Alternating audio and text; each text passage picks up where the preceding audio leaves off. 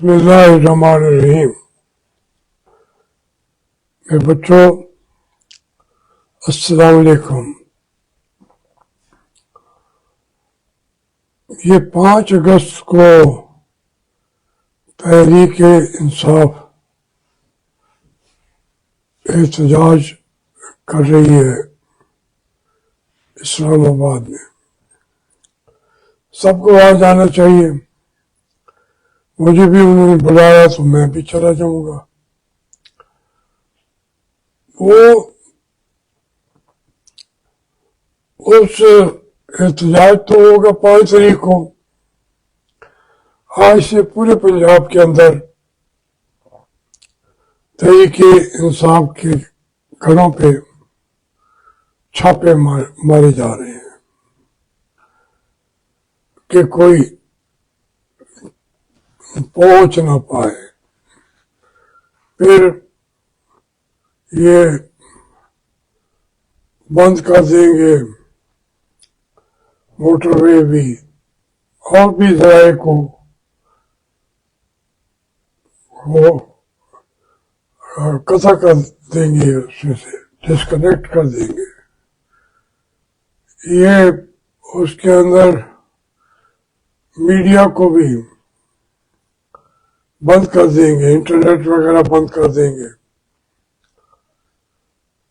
ये उनकी पूरी जो तफसीली तरीकाकार है जिससे वो बड़े कारबंद रहते हैं हमारी एस्टेब्लिशमेंट, उन्हें अब किसी और की परवाह नहीं होगी कि वो KPK में हमारे कितने मेजर को किसी हाफिज को और मियाँवाली तक तो पहुंचा देंगे, लेकिन बाकी वो कहेंगे अभी ये पहले 5 अगस्त को कंट्रोल कर ले, बाद में देखा जाएगा। KPK भी अगर वो हमारे बलूचिस्तान के अंदर दहशतगर्द नौजवानों को उठा कर ले जाते हैं, कत्ल वगारत करते हैं, तो कहते हैं ये भी बाद में देखा जाएगा, पहले तरीके इंसाफ का कला कमा करना है। ये सब कुछ वो करेंगे तो क्या तहरीक इंसाफ खत्म हो जाएगी? जब तक अवाम साथ होते हैं, इनको एक ही बात मैं बता रहा हूं अपनी एस्टेब्लिशमेंट को, अपने जर्नलों को, कि तुम धेले की भी नहीं हो अगर अवाम तुम्हारे साथ न हो तो। वो है नहीं, ये प्रोग्राम बना रहे हैं, मुल्क को यूं काट देंगे, यूं काट देंगे, ये बनाएंगे, वो बनाएंगे। ये तो आपके पल्ले क्या है? हमारे घर में भी अभी तमाशा शुरू हो चुका है कि पकड़ के ले जाएंगे। मुझे नहीं पकड़ेंगे, बाकी सबको, हमारे नौकरों को भी, सब जो हाथ आएगा उसको पकड़ के ले जाएंगे। मुझसे पकड़ के ले जाए, ये कोई इतने बेशर्म है, इसकी ये परवाह नहीं है कि जवेद आशफी जो है ये 80 साल का हो गया तो नहीं पकड़ना। नहीं, वो इस पे तो उन्होंने जनरल अमजद शेख जो था इनका, उसको उन्होंने पकड़ के फैंटी लगा दी 86 साल के अंदर। अब तो पता नहीं 87-88 साल का हो चुका है, वो चला गया था अमेरिका, या इन्होंने भेज दिया था। अब वापस आया है किसी चैनल पे, गैर चैनल पे बैठा हुआ इमरान खान के खिलाफ बात कर रहा होता है, और हमारे आसिम मुनीर साहब के हक में वो नाते पड़ रहा होता है। ये बदकिस्मती है। लेकिन बहरहाल वो मैं ये तो उनको शर्म ही नहीं है ना कि ये इसकी उम्र ज्यादा है। वैसे ही वो समझते हैं कि نہ इसने जमानत करानी है, ये तो पहले से तैयार बैठा हुआ है, इसको पकड़ के क्या करें. तो मैं तो महफूज हूँ. मैं अगर कोई मुझे ले जाए तो मैं तहरीक इंसाफ के एहतजाज में भी जाके शामिल हो जाऊंगा. तो ये मैं इनको बता रहा हूँ कि ये हमारे बिल्कुल गैर जिम्मेदाराना क़यादत इस मुल्क में है, और वो है आसिम मुनीर के हाथ में. जिम्मेदारी कोई नहीं है, लेकिन जनरल है, लेकिन ऐसा आदमी है जिसको आप इस्तिस्ना भी नहीं कर सकते, मुस्तस्नी हो चुका हुआ है. उसको तो लूट ले, बंदों को कत्ल आम करे, उसका हिसाब भी नहीं होगा.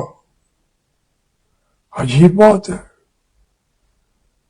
हमारे नबी सल्लल्लाहु अलैहि वसल्लम का हिसाब हो चुका और हो सकता है और हुआ. उसने जो साहबी था उसने आपके बदन से कुर्ता उतरवा लिया. जब मुझे कोड़े मारे गए थे तो मेरे जिस्म नंगा था. ये तो और बात कि जब वो कुर्ता उतारा गया तो उसने जाके बोसा लिया मोहरे नबुवत का और कहा कि मैंने अपना हक ले लिया. ये तो जो है इस अपने आप को ये समझते हैं कि हमें कौन है हमारा हिसाब करने भी हो कर सकते हो. अल्लाह ताला का एक यौम हिसाब है, वो उसका आप हिसाब नहीं कर सकते. अल्लाह का अल्लाह हिसाब कर सकते हैं, या आसिम मुनीर सबका हिसाब कर सकता है. आसिम मुनीर का कोई नहीं कर सकता. इस मुआशरे में, इस दौर में हम जिंदा हैं. बस हम जिंदा हैं, यही बात बहुत खूब है प्यारे, कि हम जिंदा तो है ना इस दौर में, वरना हमें मर जाना चाहिए. अपना गला खुद घोट लेना चाहिए. जहां पे आसिम मुनीर जो है वो हिसाब लेता हो और उससे कोई हिसाब न ले सके. मैं अब देखिए क्या हो रहा है कश्मीर में. आप देखिए इलेक्शन हो रहा है, पोलिंग स्टेशन नहीं है, अमला नहीं है. बस शाम को रिजल्ट आ जाएंगे, नून जीतेगी और एक दो पीपल पार्टी को भी दे देंगे. अब ये इलेक्शन का हाल है. कश्मीर को इतना नजरअंदाज किया हुआ है इन्होंने कि कश्मीर पाकिस्तान को वोट क्यों देगा. ये ऐसे जालिम है और बात किसी से करना ही नहीं चाहते और अपने आप को काबिल एहतसाब समझते ही नहीं है. ये जो साथ और बैठे थे उन्होंने भी फायदा उठा लिया, वो भी मुस्तस्नी हो गए. जरदारी साहब, उसका हिसाब कोई नहीं ले सकता, कोई नहीं ले सकता. जो उन्होंने लाड़काना में और बम बांध लिया था और वो जाके बेचारा वहां से पैसे लेके आके उसे दिए. कई यहाँ कहानियां बंदा सोचता है, हैरान और परेशान हो जाता है. मैं तो लड़ता रहा हूं.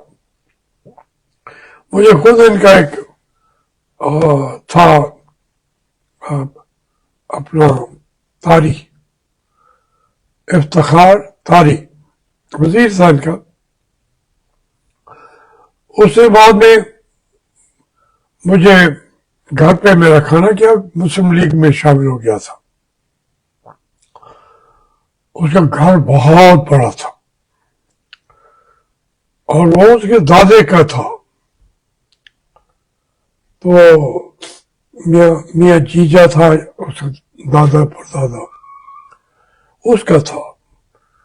تو وہ اس نے پیسے کوئی نہیں بنائے تھے مگر ان کے ہر برے کام میں وہ شریک ہوتا تھا. تو وہ کہنے لگا کہ مجھے بھٹو نے کہا کہ تم جاوید ہاشمی پہ جاؤ حملہ کرو. تو بہادر آدمی ہو ہمارے. تو اس نے کہا جی میں نے انہیں کہا کہ میں جہاں آپ نے بھیجا میں کر کے آیا ہوں واردات. لیکن جاوید ہاشمی میں گیا وہ پھر میں زندہ واپس نہیں آؤں گا. جاوید ہاشمی میری جان لے لے گا میں نہیں جاتا. اس کے اوپر میں حملہ نہیں کرتا. یہ مجھے افتخار طاری صاحب نے بتایا اور اس کی بیٹے بھی سیاست میں ہیں.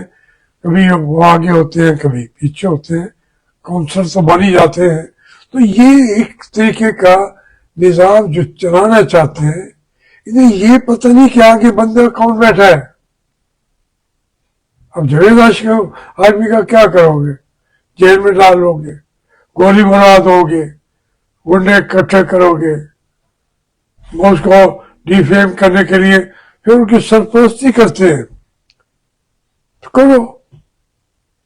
اس طریقے سے مجھے مر بھی جاؤں گا تو مر جاؤں گا. میں نے کوئی نہیں مرنا. وہ کہا تھا بلے شاہ نے کہ بلے شاہ اسی مرنا نہیں کوڑ پیا کوئی ہور انشاءاللہ. آپ کے ہاتھ میں نہیں مرنا.